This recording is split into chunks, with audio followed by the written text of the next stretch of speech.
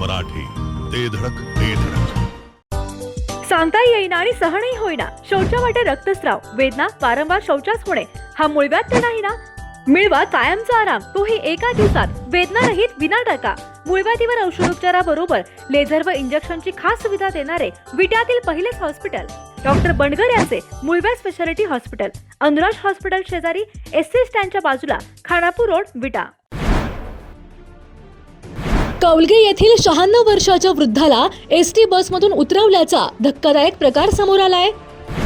सेवानिवृत्त मुख्याध्यापक शामराव फडतरे यांच्यासोबत हा प्रकार घडल्यानंतर शिवसेना आक्रमक झाली आहे.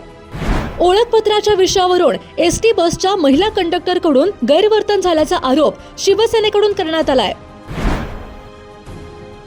त्यामुळे संबंधित महिला वाहकासह बस चालकावर कडक कारवाई करा, अशी मागणी शिवसेना शिंदे गटाचे उपजिल्हा प्रमुख प्रदीप माने यांनी केली आहे.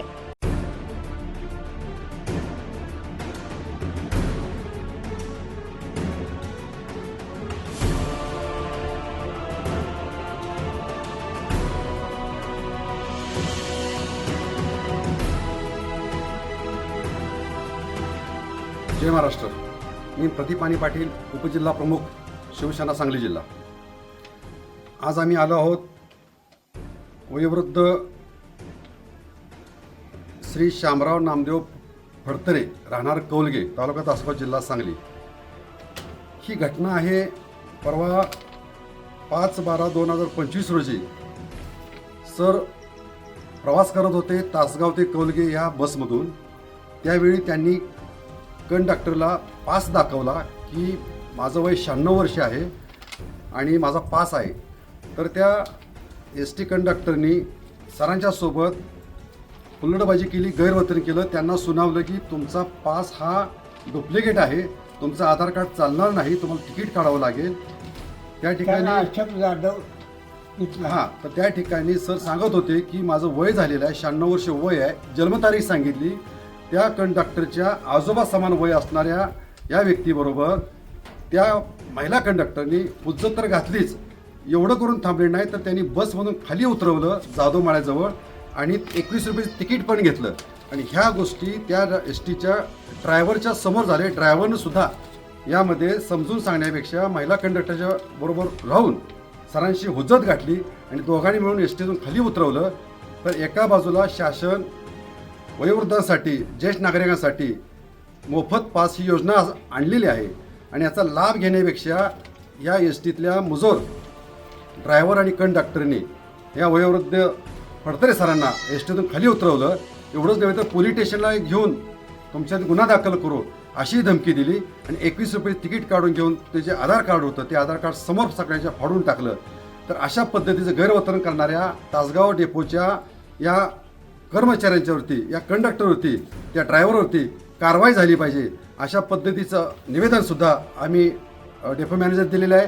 आणि आत्ता थोड्याच वेळापूर्वी मी DC भोकरे साहेबांशी सुद्धा बोलवून घेतलेलं आहे, परंतु कोणतीही कारवाई झालेली नाही.